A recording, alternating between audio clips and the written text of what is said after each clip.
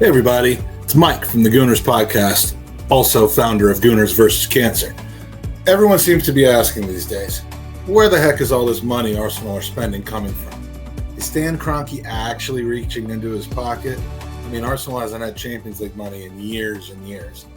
Well, the answer is both complicated and subjective on the Kroenke issue, but I think that there could be no doubt about one thing. Since Edu and Arteta began working together in late December 2019, there has been, for a lack of a better word, a process, a method to the madness in rehabilitating a completely broken financial and personnel system that should have been expected not to take 6 months, not a year, but 3 to 5 years to extract ourselves from. And this process has been fully backed and endorsed from a financial standpoint by our ownership. As I've always said, there's many excellent reasons to dislike or hate our current ownership, but providing the financial support needed and continuing to try, keyword try, to right the ship since they took over full ownership in 2018 should not be one of them. In my opinion, we can stop expecting KSE to run Arsenal Football Club like state-owned sports washing Man City, like Abramovich's Chelsea, which vaulted to the top, financed off the back of Russian citizens, like PSG or bankrupt Barcelona. And I hope that we can all now see that we're glad that we're not running the club like Manchester United.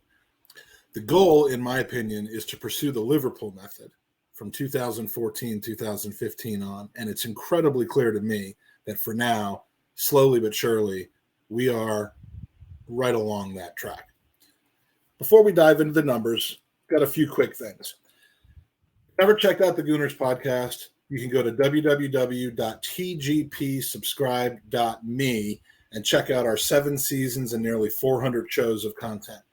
We do a great show that mixes humor and banter with outstanding guests like former Arsenal players, the top Arsenal and football journalists, commentators, pundits, and fellow podcasters and bloggers, and just generally have a good time talking about Arsenal, not taking ourselves too seriously. But occasionally we do get serious with shows like this about finances, as well as raising money through Gooners versus Cancer for the Leukemia and Lymphoma Society. And you can check out our efforts on that, learn about the great things that you can win while giving money to the Leukemia and Lymphoma Society for Gooners versus Cancer. So I highly recommend that you check it out. Now, the mission of today's review is to compare the club's financial condition starting in the 2019-20 season up to today and beyond.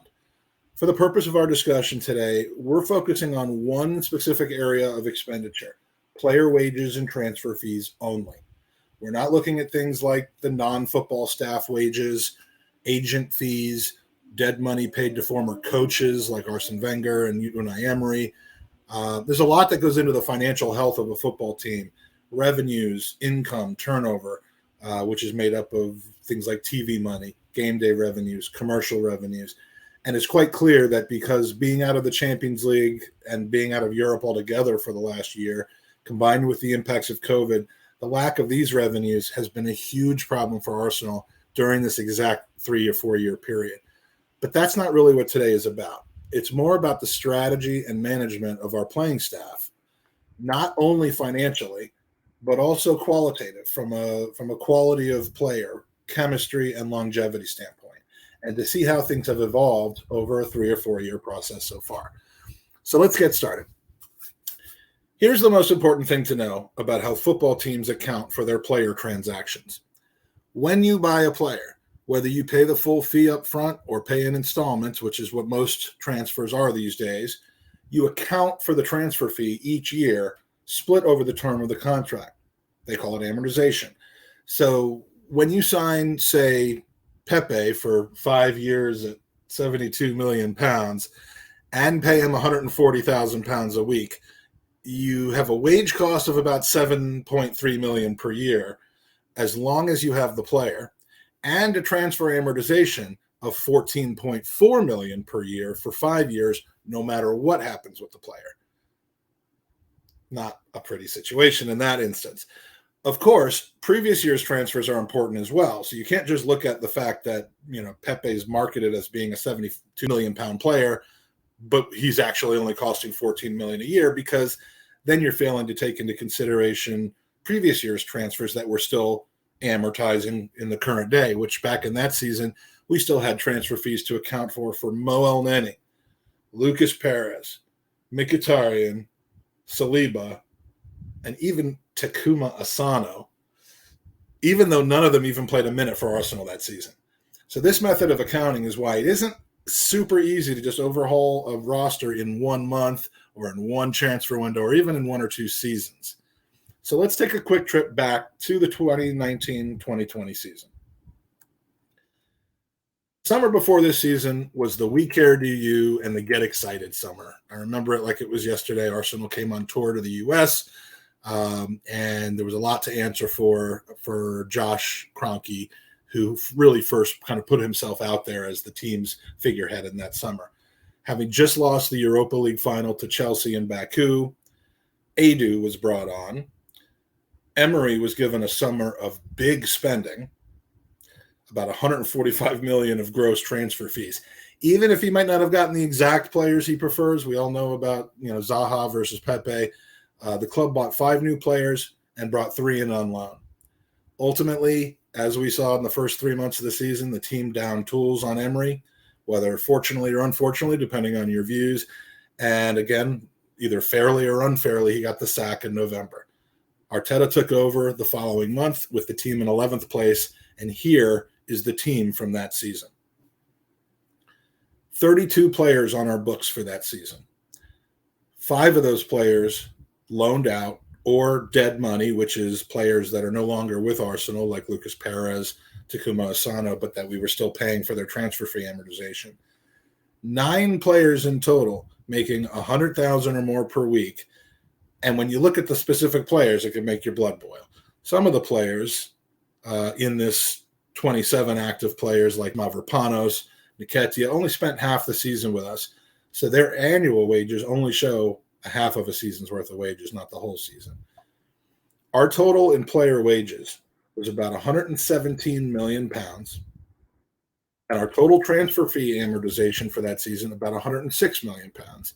For a total, let's call it the total wage bill of 223 million pounds. Now, unlike when we buy a player and split the transfer fee over the length of the entire contract, when the football clubs sell a player, the entire transfer fee is booked in the current year as revenue. Now, even if the buying club still owes us money over time because they're paying us in installments, whatever the case may be, it goes into accounts receivable, so it's accounted for in a different way. But from a player trading standpoint, you book it all in the current year. So if we wanted to look at the net wage bill, what we're spending in that year minus what we sold in that year, then the 8 players we sold for a total of 48 million pounds, Iwobi, Bielik, Koscielny, Mkhitaryan, Ospina, Jenkinson, and so on and so forth, brings the total net staff cost down to 175 million for that year. Performance-wise, as we know, Arteta took the club over, had about 2 or 3 months with the club until we went on COVID shutdown for 3 or 4 months. The club ended up finishing the Premier League season 8th after its horrible start, salvaged the Europa League for the following season by winning the FA Cup against Chelsea, almost a full year after the original start of the season. So that's where we started the Arteta process. Now we move into the following season, the 2021 season. Mikel Arteta's first full season in charge and the first real opportunity for the new regime to make changes in the playing staff. As we recall, we had a lot of issues with certain players who were mostly given massive contracts by previous regimes, players allegedly causing problems behind the scenes, players forming cliques, resisting authority. And this is where we saw some of the early stages of the very painful but necessary attempt to fix this. Now, there is no way in hindsight to defend the Willian signing. That was a major mistake that was completely under the Arteta-Edu regime. But unfortunately, unlike the others, or fortunately, Willian actually did the right thing after the season and bailed us out by just leaving and canceling his contract. But, anyway, the 2021 season was not a great season on the pitch by any measure. We were in 15th place until the Boxing Day performance against Chelsea. the emergence of ESR, our other young guns, and a little bit of relief to the Arteta stubbornness that had kind of had players like Willian and Kolasinac playing over other opportunities from other players. And ultimately, we ended up with the second best record in the Premier League over the second half of the season. Whether that matters to you or not, it did end us up in an 8th place finish, and finally, without any cup wins to get us in, a complete exit from Europe. And what I think we will always look back on in the very near term as being our rock bottom. That's the 2020-21 season. From a financial point, this was the beginning of a season of swallowing bitter pills and sacrificing very expensively a faulty foundation to the team to start to build a solid one.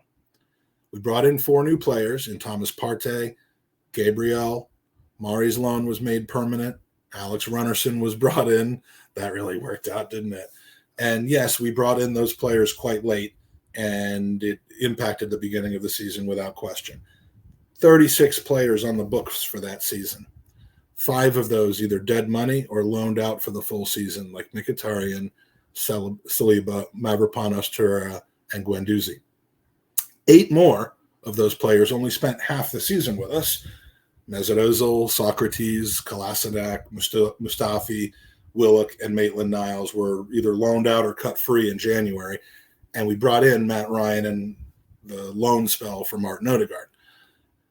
Many of the players who left in January,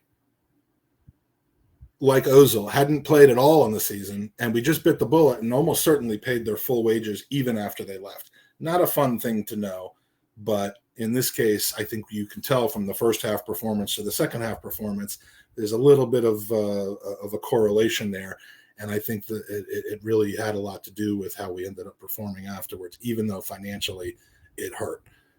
In some cases, we paid full wages in that season to terminate the contract so that we wouldn't have to pay them any more wages for the following seasons.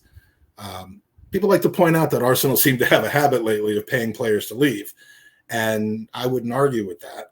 Sometimes when you buy a house in a really nice neighborhood that you really want to live in, but the foundation of the house is rotting, you don't like the appliances, you need to make changes, sometimes you have to waste a lot of money tearing it down and fixing it back up again, and that's really kind of what happened here, and this was the tearing down year. Mistakes were surely made. Players weren't sold when they could have had value. We know about Wilshere, Ramsey, mistakes made in holding on to Alexis too long. I'm talking in previous regimes, as well as this one. Maitland-Niles likely could have been sold to Wolves for a lot more money than we're likely to get for him now. Mistakes were made, and for better or for worse, the way we treated some of these players or the way it turned out left them with either zero or negative value. But other than Willian, very few of those players' contracts were negotiated under Edu and Arteta. Most of them are negotiated under Wenger, Gazidis, and good old Raul Sanllehi. There are some other circumstances, things that may or may not have gone on behind the scenes with Guendouzi, Maitland-Niles, Saliba, etc. But in any complete overhaul of a football club, there are going to be collateral damages. There are going to be mistakes made. Sometimes you err on the side of blowing up too much rather than not blowing up enough. But again, this is the rock bottom season, both from a footballing perspective, where we were 8th in the Premier League, early exits in the domestic cups, an embarrassing semifinal exit to Unai Emery in the Europa League semis, and also from a financial perspective, as the bitter pill of the roster overhaul, a lot of dead money and completely empty stadiums all year made it a season to forget. From the previous year, the total wage bill rose from $117 million to $140.5. Transfer fee amortization held steady from about $106 million to about $108 million, with a total wage plus transfer fee cost that rose from $223 million all the way up to $248.5 million. And because that year, the only sale that we actually made any money on was from Emi Martinez, our total net of sales skyrocketed from the previous year at 175 million to 232 million pounds. Not good. But again, that's rock bottom.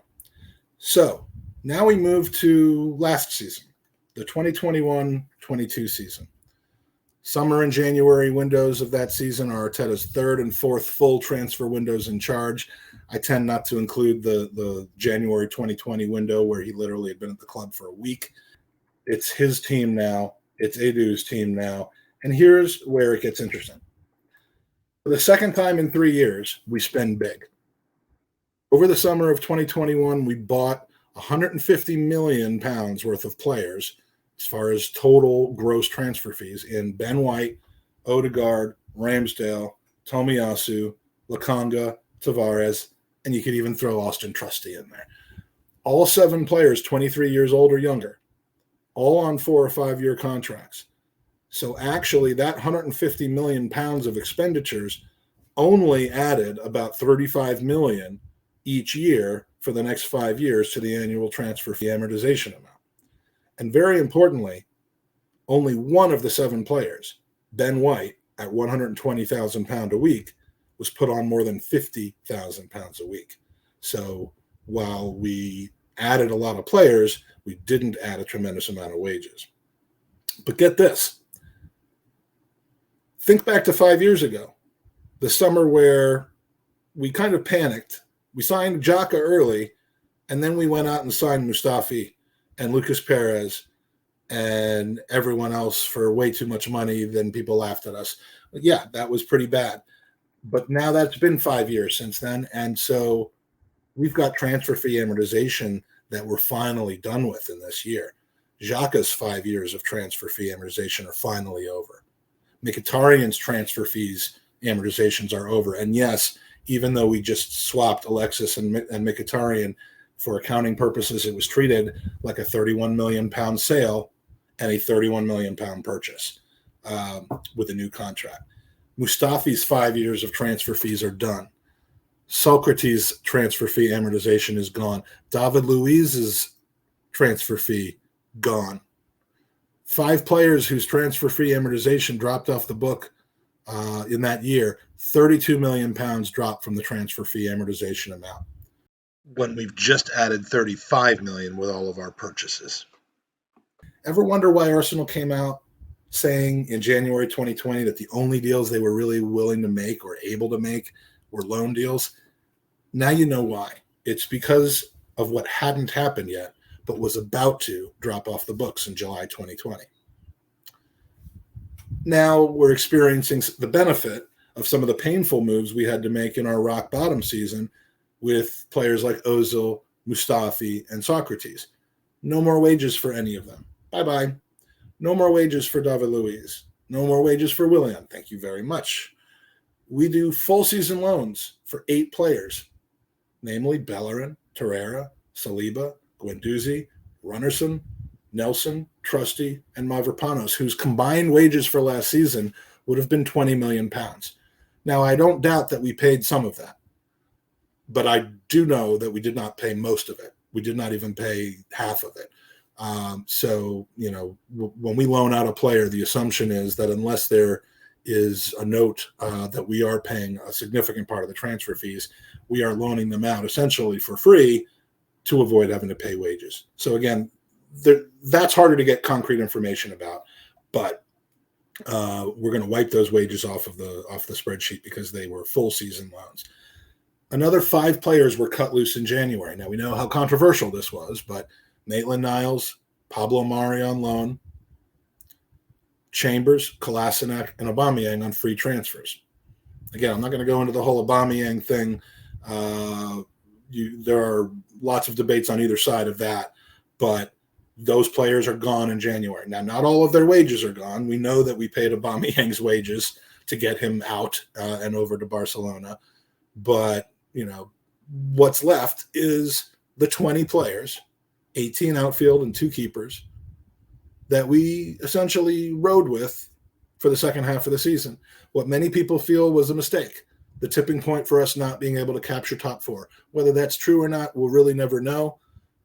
It's all speculation, but really, I think we might have had a better chance had we signed some depth, but the people that we were looking at signing were not going to change our team too much. Ultimately, whatever you think about it, we didn't make the Champions League, and we have to live with that. But even though we made some financially brutal decisions, like sending Alba and Kolasinac away, but paying their wages through the end of the season, the annual wage bill from last season dropped from $141 million the year before to $101 million last year. As I mentioned earlier, the prorated transfer fees on our 7 new players was almost exactly offset by the expenditures that dropped off. So our amortization was level. So our total wage and transfer for last season, £208 million, down over $40 million from the year before. Now look, I can hear you out there. I can hear you saying, yeah, that's great for Stan Kroenke, but what does it do for us? I don't care whether we have a wage bill of 200 million, 400 million, or £1 billion. We still finished 5th in the Premier League. We didn't play in Europe. We didn't get a sniff of any silverware. And we're still a joke of a club giving players away or paying for them to go away. I can hear those of you that are saying that. But again, I think it's all a matter of perspective. It's a matter of avoiding previous mistakes, of building an infrastructure that will reap its rewards over a decade, not just a season or two. And I think that is, when you look at a perspective of what do the next 10 years look like compared to what would the next 10 years look like if we tried to do what Manchester United unsuccessfully try to do every year, what we certainly could have done in just throwing unreal money at guys like Isaac and others that were going to be overpriced in January. It does make a little bit more sense, at least to me. Last season was technically season 2.5 of what is a 4 or 5 year turnaround plan that I can only optimistically and jealously describe as Project Liverpool 2015 with a far less experienced but far better looking coach. I mean, that's what I'm hoping. And I do think that there are signs of that as we're revealing today. So that brings us all the way to now, the summer of 2022. 3 weeks into the transfer window, and I think some of us are, actually getting excited. Some of us are starting to see maybe a little bit of the light at the end of the tunnel. Others, perhaps not. In my opinion, we can see a bit of a process that's being stuck to, and that's being stuck to in the most adherent of ways, even when we might have found ourselves last January in a position a little further forward than we expected to be in, and could have been tempted to just go for it and instead didn't. Now, again, we could argue all day about whether that was the right thing to do or not. I don't think either one of those opinions could go wrong. In fact, I think most people would say it was a poor decision, but it was a sticking to a process that is developing. I think we're seeing the rewards of that this summer with some of the great business that we're on our way to having done. Anything less than top 4 this coming season will not be a good outcome for this stage of the process. This season's performance is what I call the turbo phase. We have built the foundation. We have gotten rid of the rot. We've cleaned out the termites for those of you who live in areas of the world that have termites and basements and underground building. But and we now have a foundation. Now it's time to build it up into something that looks beautiful and works fantastically. And this is the season where we need to start seeing performance and significant performance for the investment that we've made. So top 4 would be a terrible outcome, not making top 4 for this stage in the process. But here's how we set up with almost 10 weeks still left in the transfer window. Last year's bitter pills have been swallowed. Aubameyang and Kolasinac's high wages are gone. 3 new players are already officially in the door in Fabio Vieira, Matt Turner, and Marquinhos. And there's no question a couple more are at least on their way in, and on their way in pretty soon, I think. Many of our transfer investments are hail-in products that are on low wages, that didn't have transfer fees attached to them, have blossomed into not just first-team players, but high-level Premier League players, which, of course, does have the flip side of needing to escalate their wages to keep hold of them over the next few years. Another reason to create some of this room. At this moment in time, today, with all of our previously loaned players back in-house and not yet loaned back out or sold, with the exception of Guendouzi and Mavropanos, and with the 3 new players under contract, we currently have 31 players on the books compared to 25 last year at the end of the year and one final year of a tiny amount of dead transfer money in Guendouzi. Fairly insignificant at just under £1.5 million. I mean, I have that in my pocket right now. Let's be honest. A total annual wage bill of £105 million, which is about the same as we finished last year with 25 players, and transfer fee amortization totaling £93 million. Keep in mind, we're not done buying and we're not done selling and loaning either. Here's where you have to kind of start predicting things. So this is the last slide that you'll see that is actual, factual to today. From here, it just becomes a little bit of speculation, but this is where it gets fun. My predictions may differ from yours, but here's mine. 10 of those 31 players are unlikely to be in our squad this season, whether it's by loan or by sale, even in cases where we might have to sell at a low valuation just to get them off the books. I see 10 people: Pepe, Balogun, Bellerin, Leno, Mari, Lucas Torreira, Maitland-Niles, Runnerson, Trusty, and possibly Nuno Tavares wages off of our books one way or the other through loan or sale. So let's get really, really lean here and see what we would look like if we purge these 10 players through loan or sale. And if we were to make, theoretically, no additional transfers. Well, we'd have a thin squad, too thin of a squad, but bear with me. Here's how we look with those 10 players gone. Now, I've had to predict some sale prices here. I've had to predict which players would be sold and which ones are loaned, and I'm trying not to be overly optimistic. In fact, I'm trying to be a little pessimistic on what we would get for these players, but I'm predicting that we sell Pepe for £15 million, Leno and Torreira for £8 million each, Bellerin and Maitland-Niles for £5 million each, and we loan out Trusty, Balogun, Tavares, and either loan or cancel the contracts of Pablo Mari and Runnerson, if we're lucky enough to be able to do that. With all their wages off the books, which is a total of $34.5 million in annual wages, we're now a lean, mean team with 21 players, 18 outfield players, and 3 goalkeepers, with annual wages of £70 million, transfer fee amortization of $93 million. That doesn't change when you loan and sell players, and a total annual cost of $163 million before sales, $109 million after. This is compared to our rock bottom year of 2 years ago, 2020-21, when we had 31 players, not 21, a total cost of $249 million before sales and $232 million after. I mean, the difference is staggering. Again, I know that's not going to make anybody happy that doesn't care about finances for the football team, but if you didn't care about it at all, you probably haven't even stuck with me this far into the video. So let's be honest. Now, we can't and we won't start the season with just 21 players. Mikel Arteta has said he wants to start the season with 22 field players and 3 keepers for a total of 25. So here's where we get a little bit creative with predictions. We know we're not done in the transfer market, but this also is something that we can change and update as we go forward through the transfer window. We've got 4 spots left to fill, in my opinion. And fill with quality is what we look like we're trying to do, not just to get warm bodies in there. We have warm bodies, but we're looking to loan them out because we want to bring in better options. I've picked the 4 players that I think are most likely. And of course, the last is debatable with the recent news, but I tend to still think it's a possibility. First, Gabby Jesus. Gabby Jesus is rumored to just about be a done deal.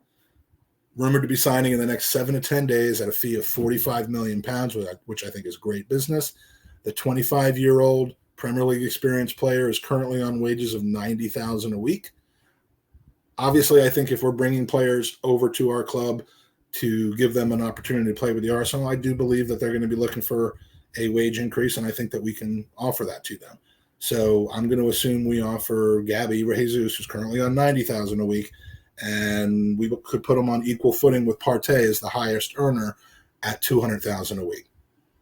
I'd like to see a smaller wage package than $200,000, but I'm trying to be a little bit liberal so that, I'm not making it look better than it might actually be. In fact, I'd rather overestimate what I think we'll pay them and underestimate what I think we can sell our players for than do the opposite way around. Next is Rafinha. I'm projecting the initial fee on this transfer, which is also hotting up quite a bit, and we don't include add-ons, to get that deal done will be about £60 million. The 25-year-old winger is currently on $63,000 a week with Leeds, so let's assume we offer to double his wages and put him at $125,000 a week. The third one, and my personal favorite, the Butcher, Lisandro Martinez from Ajax, 24 years old. I'm hoping we can get this one over the line, and I'm assuming that it might take a £40 million fee to get it done. He's currently on $43,000 a week, so let's assume we offer him $80,000 a week to come. I would love to add this guy to the team. His versatility, and yet I have no idea what he looks like, but from everything I've heard, the versatility of the player, the ability to play multiple positions, his left-footedness, just absolutely is exactly what we need to build our squad up.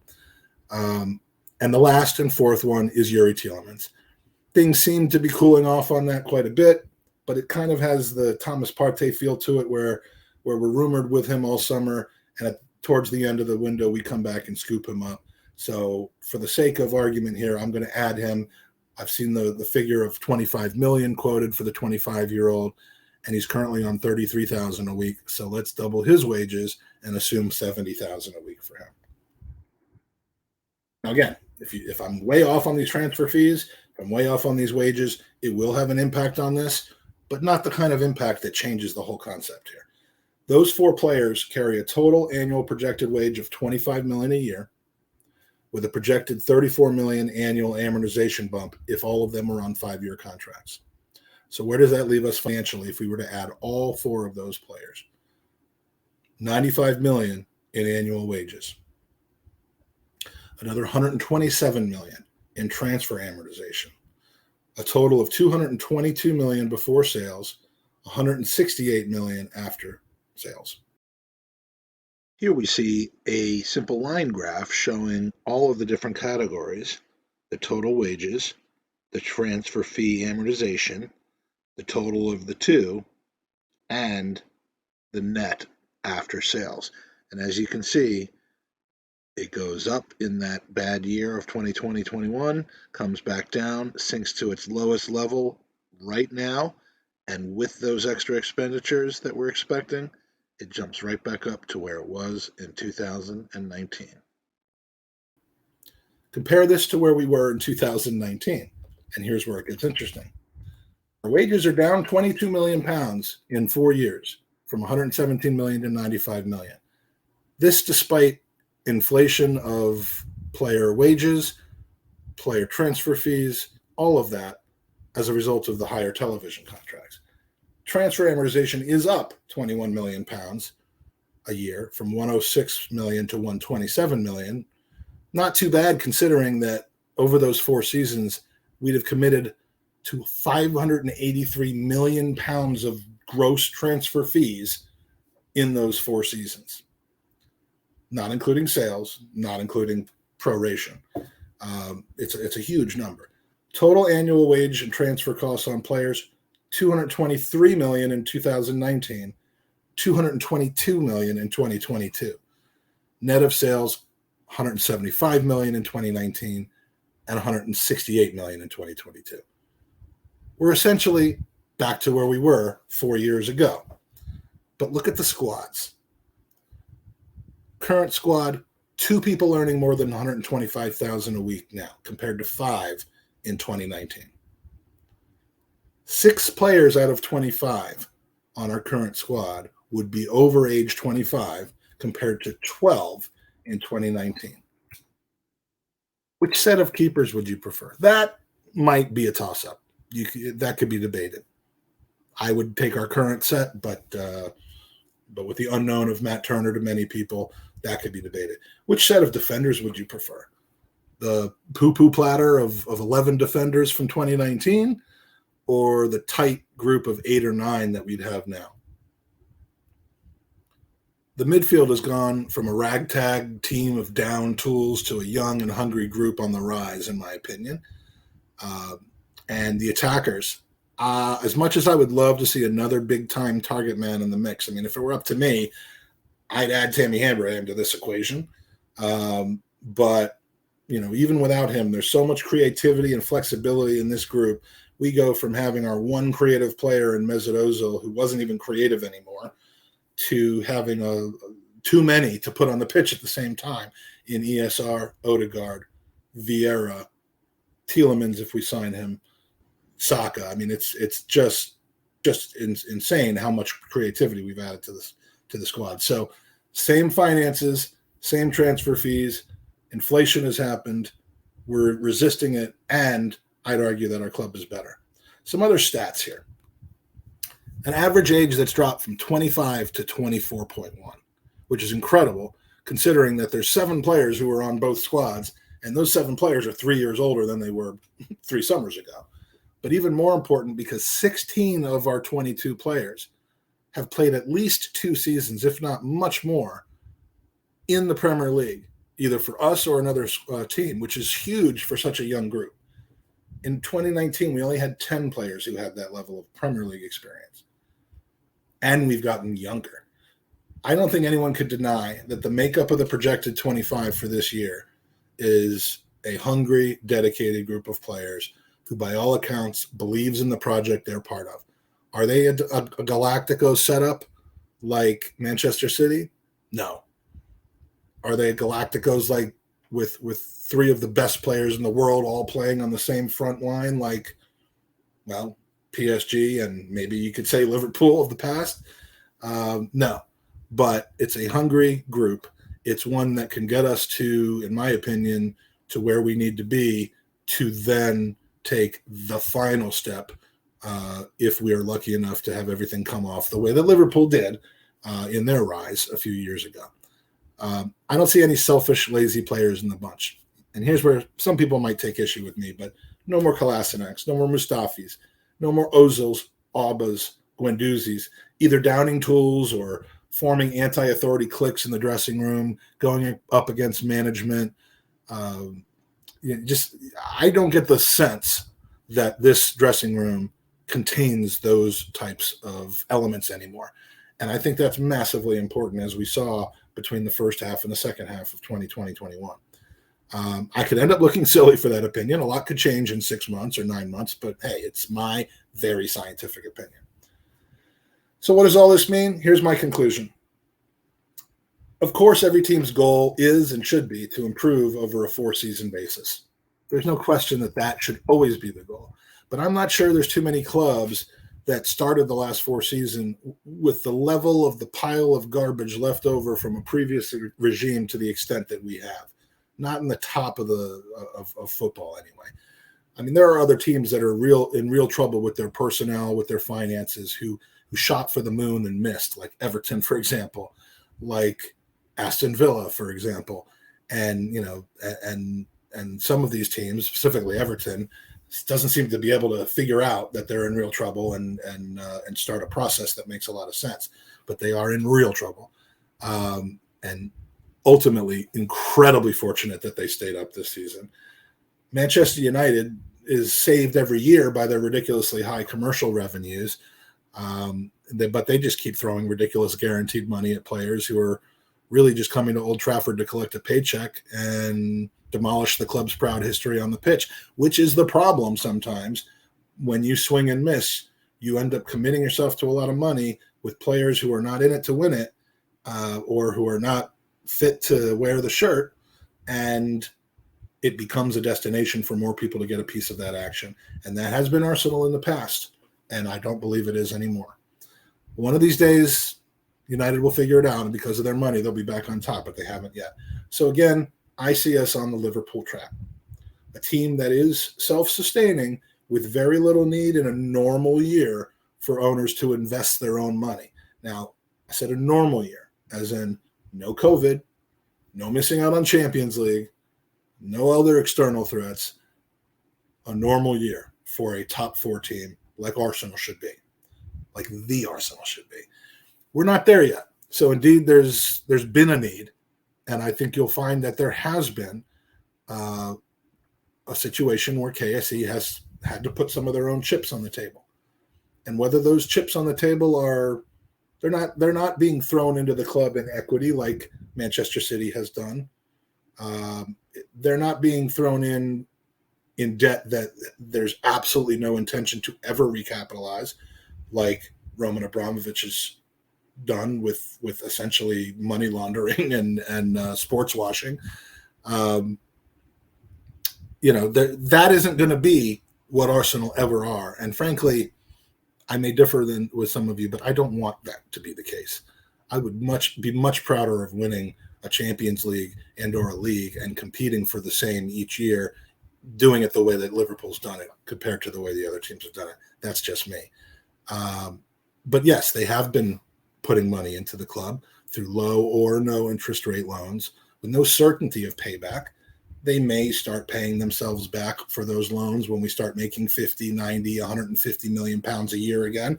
But, in the last 4 years, we've been nowhere close to that. In fact, we've lost close to 180 million pounds.